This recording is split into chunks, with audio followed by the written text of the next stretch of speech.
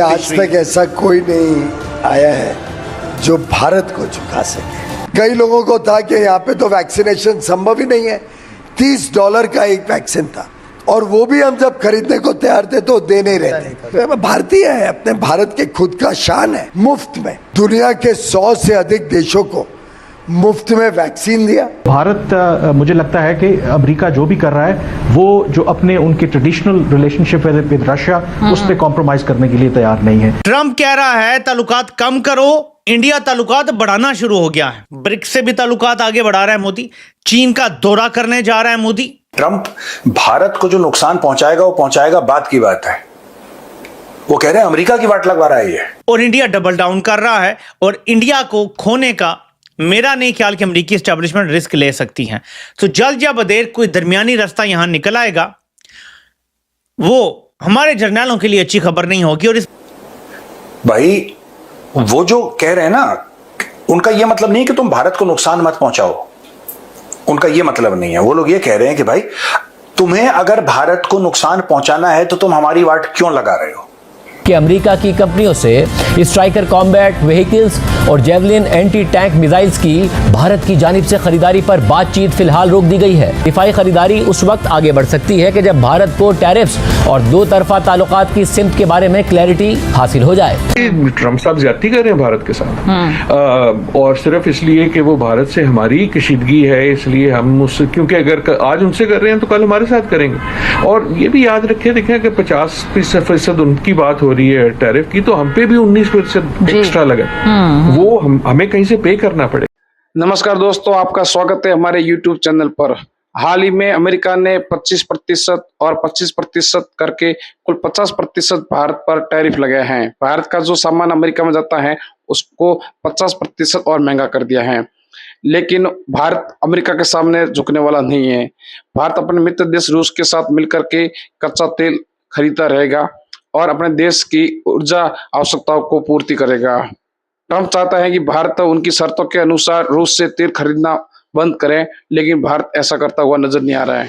पीयूष गोयल जी ने हाल ही में कहा है कि भारत किसी के सामने झुकेगा नहीं। वो अपने किसानों, व्यापारियों और डेयरी व्यापारियों के हितों में हमेशा काम करता रहेगा। लेकिन ट्रंप चाहता है कि इन सभी क्षेत्रों में उसका हस्तक्षेप बढ़ जाए, लेकिन ऐसा होता हुआ नजर नहीं आ रहा है। ये सब देखकर पाकिस्तान की मीडिया भी घबराया हुआ है। पाकिस्तान की मीडिया के रिएक्शन देखने लायक हैं। वे भारत के इस सख्त रवैये को देख करके अचंभित हैं। वो ये देख रहे हैं कि किस प्रकार भारत अमेरिका को भी जवाब दे रहा है।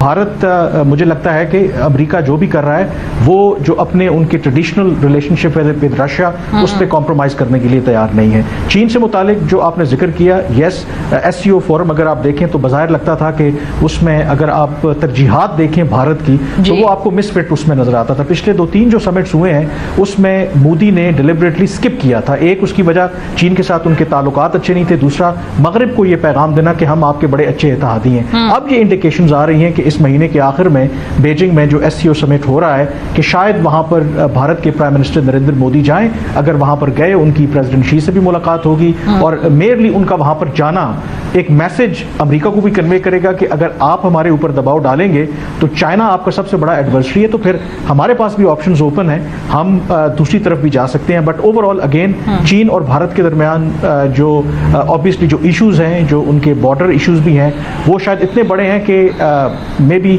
उसमें एक हद से ज्यादा आप कह सकते हैं कि बेहतरी नहीं आ सकती। बट भारत ऑफ कोर्स अपने जो कार्ड्स हैं वो अब खेलने की कोशिश कर रहा है कि ठीक है, अमेरिका के साथ हमारे ताल्लुकात बेशक खराब हो रहे हैं, हमारे पास बाकी ऑप्शंस हैं, हम उनको इस्तेमाल कर सकते हैं। और इस दौरान पाकिस्तान ने भी, कामरान ने बड़ी टाइट रोप के ऊपर चलना है। एक तरफ अमरीकी कैंप है, एक तरफ चीनी कैंप है। और पिछली मरतबा इमरान खान साहब के दौरे हुकूमत में हम वो प्यूटिन की और वो जो यूक्रेन की जंग के बिल्कुल बीच में आ गए और एक बड़ी बदमज़गी थी उस वक्त। लेकिन इस वक्त हमें वो बैलेंसिंग एक्ट करना है, खासतौर पे इन हालात में जबकि दुनिया शिफ्ट हो रही है और बड़ी तेजी से हो रही है और सारे मामलात एक ट्रंप जैसे एक शख्स के हाथ में हैं। जी कामरान। अच्छा, आपने मेरे से सवाल किया, पहले आपका हिस्सा वो मुझे समझ नहीं आया था।